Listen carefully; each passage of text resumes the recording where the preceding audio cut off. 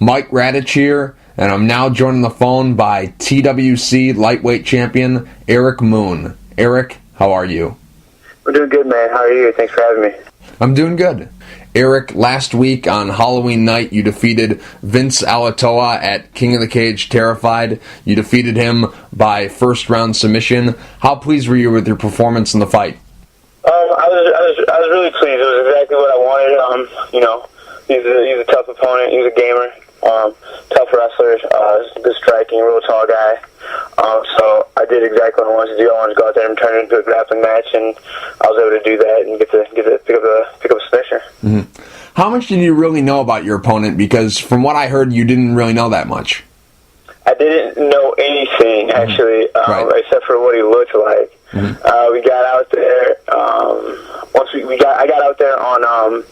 I want to say that Sunday before, Sunday prior to, and I was able to hit up some friends, and I was actually able to get a video of them a couple, 2 days, the day before weigh-ins. So I finally got tape on them that Tuesday. The Wednesday, there was a Wednesday weigh-in. I got tape of them on Tuesday.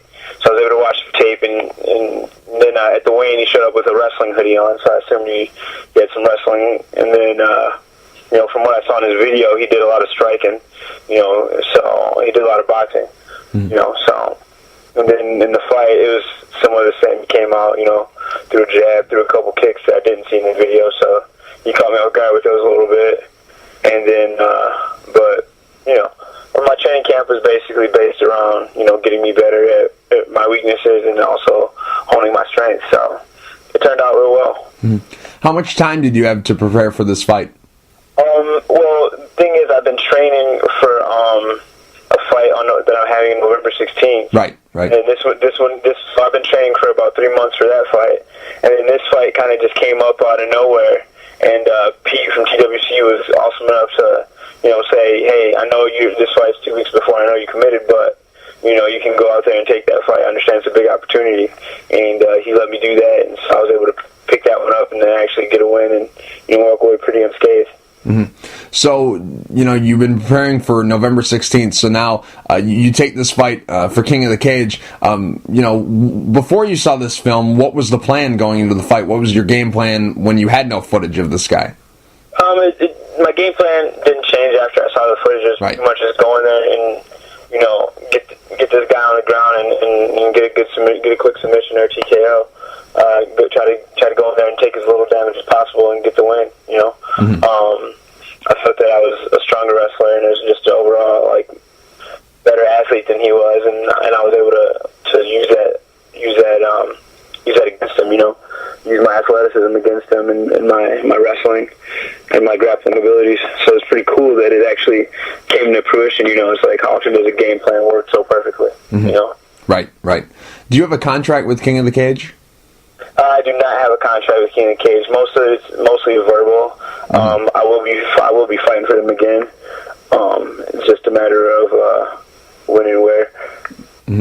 Even though you've had some losses outside of the organization, I gotta believe that you're getting close to a title shot in King of the Cage, because I believe your record, I don't have it in front of me, but I believe it's 5-2 and with 1 no contest. So 5-2 with 1 no contest is a very good record, and all those losses that you suffered were early in your career to Crazy Horse and also to Rick Legier. So I gotta assume that you're getting close. Is that something that you feel you're right on the cusp of getting one?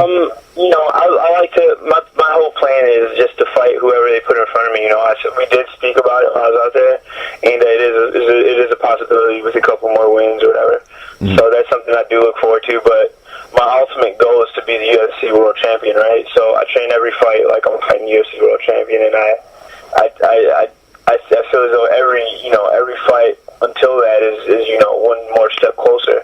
So I feel that being the King of the Cage champion would be something awesome to add to my resume, and it'd be it's a pretty reputable company, and so that'd be really cool.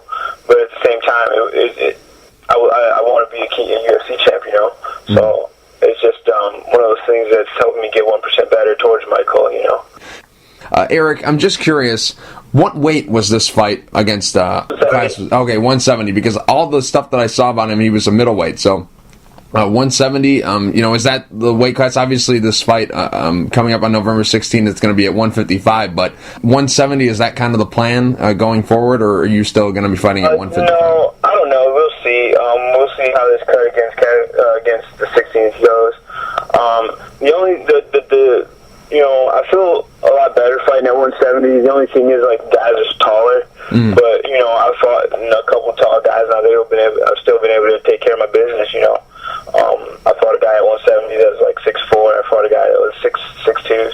And I train with guys that are really tall. So it's just one of those things where, we're going to, like, James thinks I do better at 170. So we're going to sit and think and talk about it. I'm going to do some planning because my weight gets up there, and I've been dieting, and my weight's still pretty much up there. It's still pretty high, but it's just one of those things where I'm going to make this cut against Kevin at 55, right. and just go from there. Mm-hmm. What's your weight looking like right now? Because I got to assume that you're pretty close because you just fought. I don't even know, to be honest with you. I've been I got back and I kind of just took the weekend off, just because I don't want to. One, I don't want to burn myself out. And two, I don't want to rest up because I just don't want my body to be burnt out before I peak myself this week. I want to be able to be fully rested because this is going to be a tough week here of getting down. I'm probably around 171, 172 right now. I've been dieting pretty good. I trained once since my fight. I've trained once. So. Are you on the Pitino diet? No, I'm not on any kind of special diet. They are one of my sponsors, diet.com. But I don't really. It's not that I don't agree with it. It's just that it's just something that I'm not knowledgeable about it yet. But it's also one of those things where Mr. Pitino is out helping Michigan MMA fighters, and he's helping people, just regular people, up their quality of living, and that's something I'm all about. Helping people up their quality of living through a healthy living lifestyle. So that's something that I am in support of. Regardless of whether it's a diet that I do or not, I'm all for helping people better their lives through a healthy lifestyle. Now, coming up on November 16th for TWC, you're going to be fighting. When did you start thinking about this fight? Because obviously you were preparing for this fight, and then the King of the Cage fight just kind of, popped in here real quick, and you were able to take that fight. Once that fight was over, when did you start, refocusing your attention towards November 16th? I'll start thinking about it tomorrow, to be honest. Right. I mean, I gotta rest my body and my mind because I don't want to overexert myself or overtrain and things of that nature. I just want to, after a fight, man, or during a fight, you got to realize, like, you're training, your mind and your body to destroy another man, and that's taxing on you, and you got to kind of debrief yourself when you get done with it, and just relax and keep calm and, get yourself around things that matter. And then, then once you get back in the gym, you flip that switch, and that's pretty much what I'm doing. I'm just kind of like keeping myself being cool, and then come tomorrow, or actually tonight. I'm sorry, today is Monday, isn't it? Right. Come tonight, then it's go time. I mean, I guess the fight never left my thoughts because I am defending my first pro title, and I am fighting in what could be considered like my hometown, and I am like in front of a lot of friends and family, and so it's a pretty big fight. From what I've been told, it's expected to be a pretty big fight, so I'm pretty excited for it. So I mean, it never really left my mind, but at the same time, I haven't really been like in the gym pushing myself with the fight on my mind. This past week or so. Taking that fight for King of the Cage, were there any concerns about staying healthy? I mean, obviously, you're going into that fight, the Alatoa fight, you're going into that fight to win the fight, and obviously, if it takes you getting a lot of damage, you're going to do it. You're going to do whatever it takes to get a win. But in the back of your mind, was staying healthy something that you thought about? Was that a concern for you about taking this fight, and also a concern for you in the fight? Was there something there, health-wise, that you were kind of concerned about? Because this TWC fight is obviously a very big fight for you. So was there ever any concerns about your health taking that fight and going into the fight? No, not really. I feel that if I thought about it and I said to myself, if I go in there and think about getting injured, then I'm going to hold back, and if I hold back, I'll get beat. So I figure I'm going to go in there. I'll fight smarter, but I'm not going to, not fight the way that I want. I didn't throw as much hands as I wanted to. I didn't strike as much as I wanted to because I wanted to fight smarter, fight safe and keep myself out of danger for that. And knowing that I was able to take him, I got like 3 takedowns in the first, in a 4.5 minute span. So it was kind of one of those things where I got in on his legs and I was taking him down whenever I wanted to. So I was able to assert where I wanted the fight to go, and I figured that out early, and so I was able to, execute that game plan. Is that the normally way I fight? Probably not, but outside of striking more, I didn't really do anything different, and my mindset didn't really change. It was kind of just go in there and get after. If it would have came down to it, I had to stand and bang with him, then I definitely would have, but I didn't have to, so I didn't, So I guess my game plan did change because of that, that thought of getting hurt, but my style of fighting and my attitude towards fighting, that didn't change, if that makes any sense, Definitely. Now you're going to be taking on Kevin Lee on November 16th. What are your thoughts about him as an opponent? He's a good, tough young guy, on the come up. He's 6-0, 7-0, something like that. A very good athlete. To be honest, I haven't seen many of his fights. I've seen him fight once against JP Reese, and he upset him, and that was awesome to see. So I don't know. To be honest with you, I know he wrestled. I know he's probably, he trains at a good gym, so he's probably developed into a good mixed martial artist. I'm excited for the fight. People have been telling me they're expecting a good fight. So I told Pete, this is going to be the best. I told Pete, regardless of whether I win or lose, it's going to be the best fight you've ever seen in Michigan. I told him I can promise it. So. Besides James Lee, who are some of your other coaches? I got Ken Fisher down at Marquin's Boxing, Joaquin Rodriguez out in Murcielago. I've been doing some jiu-jitsu with Jamel McCurry. We've been doing jiu-jitsu on Sunday nights at a cornerstone gym out in Fraser. And then, I've been getting around. Pretty soon, I've been doing boxing with Guerrero.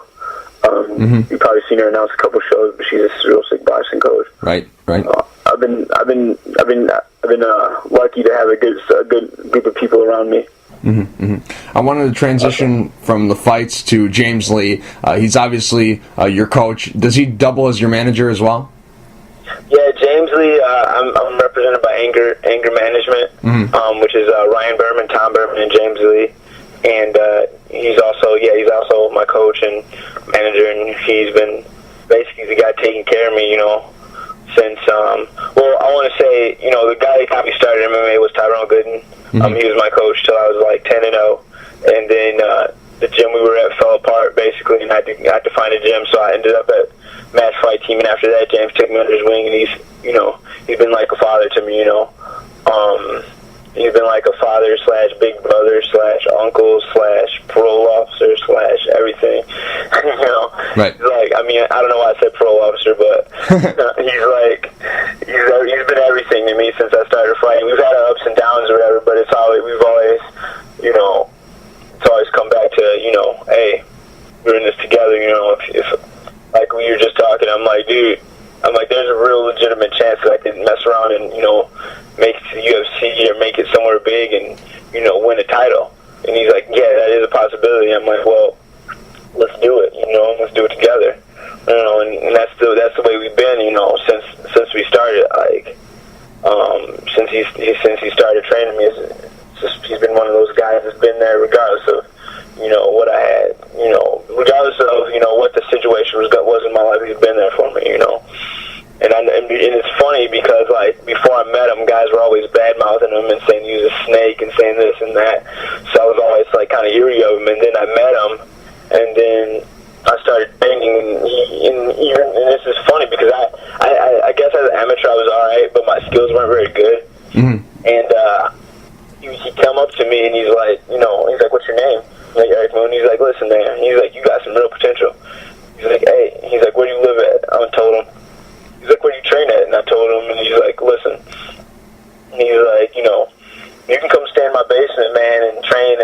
stuff, you know, and you just get a job and, you know, pay a little rent. And I'm like, you don't even know me, man. You're offering for me to come. Because at this time I was living in the gym, right? I was living in the gym in Pontiac. I was living inside. I was staying in the office. So this guy didn't know me. I wasn't any good. And he, you know, he was offering to come to train me for free and live in his house. And I'm like, this can't be the guy everyone's calling a snake. This guy doesn't even know me, you know? Right. And that's just the type of person he is. He's always the type of person to give and give and give, you know, and it's pretty cool, man. Mm-hmm. You know, it's pretty cool to have someone like that in your corner that you trust, you know? And that's one of the reasons I feel I've been able to do some things that I've been able to do against some of my competition. Regardless of whether I win or lose, it's because of him in my corner, you know. It's because I have someone I trust, and I'm willing to, you know, I mean, I don't know how to, I mean, I'm out there fighting, and I feel as though when you fight, it can't be for yourself. You got to have a reason behind that, you know. Mm-hmm. And my first reason is because, you know, I feel like I'm a representation of my family, and James is someone I consider family, so I don't want to let those people down, you know. And you know, him being there as that support in my corner is like, it's like a big motivator for me. It's something that pushes me, you know, because I've been in spots where I could be like in that Alatoa fight, I was in a bad spot actually. He had me mounted, and I got away, and he took my back, and he had me flat with both hooks in, and I was like, you know, and I looked at James, and he was calmly coaching me, and I was like, all right, we can get through this. And I got through it, and I ended up reversing him and taking his back and submitted him immediately after. So it's just one of those things where, you know, I think that in a fight, any extra mental advantage will help because it is so mental. And that's one of those things, like having that closer relationship with your cornerman is one of those things that helps you, you know? Mm-hmm. Mm-hmm. How much of a difference does it make to have your coach also be your manager? Because I don't want to say he gives you, you know, easy fights or, you know, pushovers, but like, what's the word I'm looking for? He gives you fights that, you know, he knows that you'll do well and knows that this is a fight where, you know, you have the potential to win. You know, it's a little different when the coach isn't involved and the manager is just, you know, whether he's just seeing dollar signs or just looking for big fights. This situation is a little bit different because he sees you every day in the gym, he's around you all the time, and then he's setting the fights. You know, how much of a difference does that make, having your coach also be your manager and seeing what you can do and knowing your skills and knowing your limitations? You know, how much of a difference does that make? Well, it makes a big difference because, I mean, he has a big part of the fighter that I am, so he knows what he's building, right? And then, like, he knows that I'll fight anybody, so that's not a question. Right. You can look at my record and see that I'll fight anybody, and I haven't fought too many chumps. Mm-hmm. I mean, I think I've had, like, 2 or 3 maybe chumps, like, but if you look at my record, you see I don't care about fighting. You know, I've taken a fight against a guy that was 20-5 on 2 days' notice just because it was fun. You know, I don't care. So, like, when like, James, he'll ask me for any fight. You know, like, I was offered a fight in Russia against a dude whose name I'm not going to try to pronounce. And I said, yeah, sure, why not? But it came between me and Anthony Lapsley, and they picked Lapsley. Mm-hmm. You know, so I'm not afraid to fight anyone, and James knows that. So James kind of thinks about it, I think, before he offers me a fight. Or sometimes he'll just offer me a fight to see what I say. And because he knows I'll take every fight offered to me, so it's like one of those things where sometimes he'll be like, I was going to offer you this, but I knew you were taking, you don't need this fight right now. Mm-hmm. Or then he'll just not straight up tell me, he's like, this dude will beat your ass, but if you want to fight it, fight it. Or this dude is like good enough to beat you up, but if you want to fight it, fight him. And I'll normally say yes. And then we go out and have a good time. Right. In addition to doing mixed martial arts, you also do some boxing. Just curious, why did you decide to do boxing? Is it because, you know, you're just sharpening up for MMA, or is it because you're trying to make a run in that sport as well? I'm basically trying to just sharpen up my tools for mixed martial arts and make sure. Right. I mean, you can spar as much as you want to, but unless you're under fire, you know, you're not going to know how you're going to react, you know, when you're standing.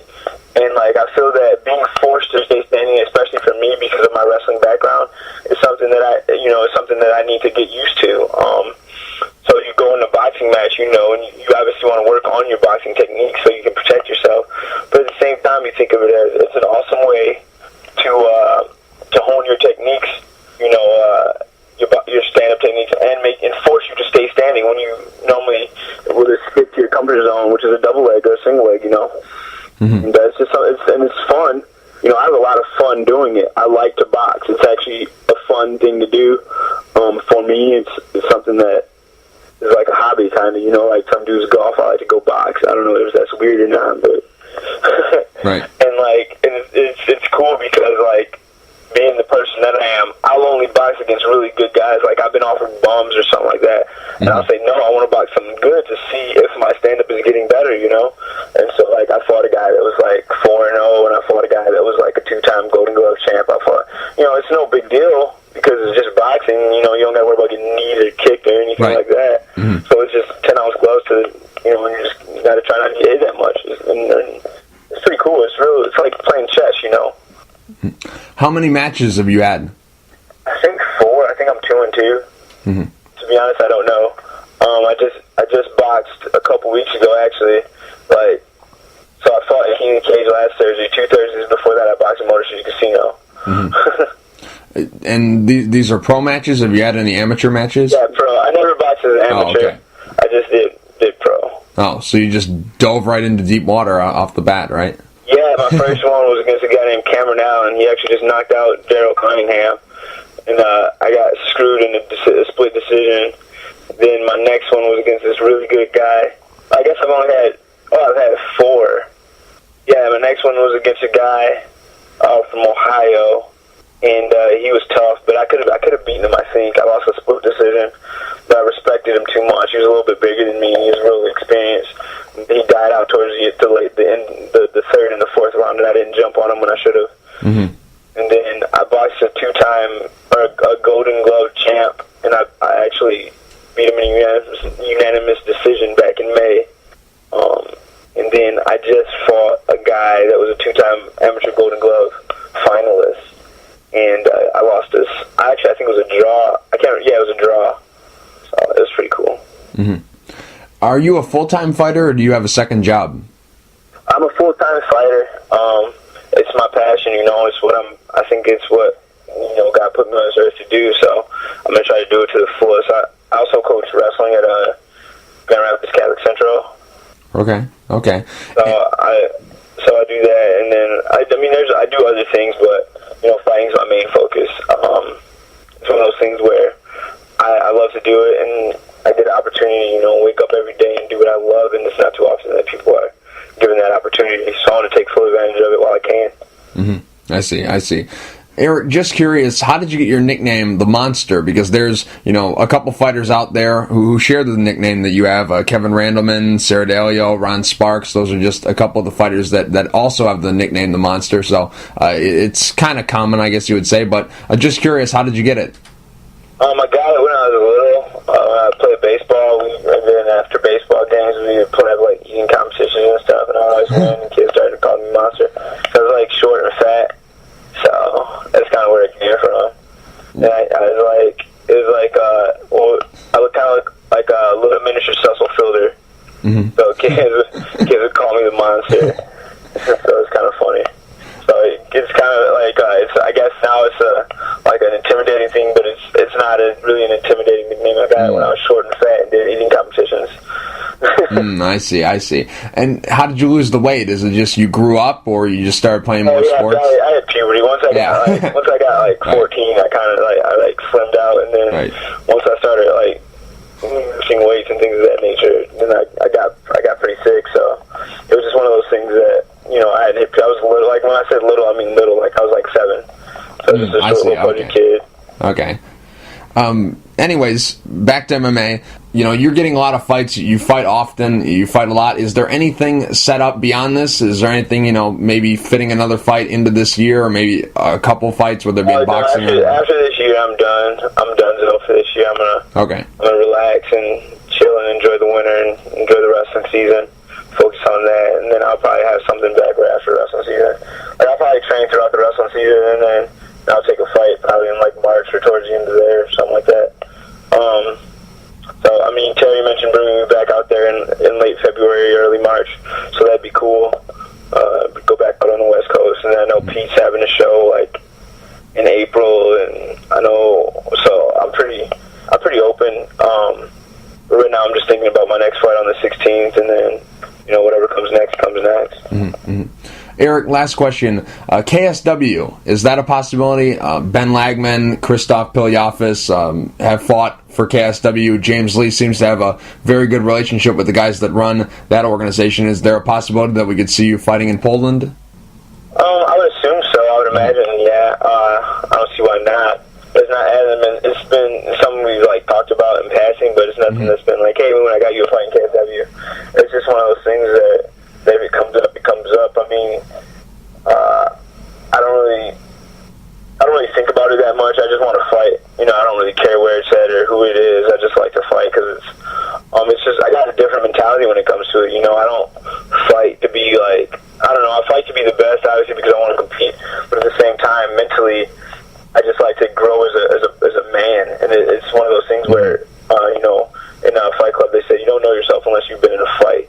And you really don't, and it's just one of those things I like to keep pushing myself. So, I mean, if KSW comes up and it's a tough fight and it sounds like a good time, then I'll probably be over there. If it doesn't, then so be it, Eric, real quick before I let you go, do you have any sponsors you'd like to thank, and is there anything you'd like to say to the fans? I want to say to the fans just thanks for the support. Thanks for the support. Those that give a care about what I'm doing, I appreciate it. And those that have been by my side since I was an amateur that sucks. I'm now a pro that's okay. I want to say thank you. People that have helped me out a lot. Tyrone Gooden, Jamel McCurry, James Lee, the Berman brothers. Those guys were there. When I didn't really have much. And I just want to thank them. Joaquin Rodriguez, Ken Fisher, Dom O'Grady, Richie Latawa. Those guys are guys that are coming into my life now and helping me and pushing me to go forward. As far as sponsors go, I want to thank Frank Pitino and Josh Burns at PitinoDiet.com. Carl Keller at Fight Right, even though he's in India. I hope he's listening or will listen to this because he needs to come back and make me a mouthpiece and some teeth. Sick of looking like a freak. And Dr. Stopa, Ken Stopa, he's a chiropractor in Northville. He's an awesome dude. He's always there for guys such as myself, Cruikshank, Cody Stamen, or Justin James whenever we got fights. He's always there. And there's a guy that, he's like my guru, man. This guy's like Caleb Grumman, man. This guy's like he's like a wise Yoda to me. I want to thank him. He's not really a sponsor, but he's like, he gets my mind right whenever I'm starting to have even the doubt creep in. He always gets my mind right. And I don't know if he knows how much he helps me, but he helps me out a lot. And then I also want to give a shout out to Michigan State Wrestling. If you're not doing nothing this weekend, you're in Michigan, come out to East Lansing and check out the Michigan State Open at Jennison Fieldhouse. It'll be a good time.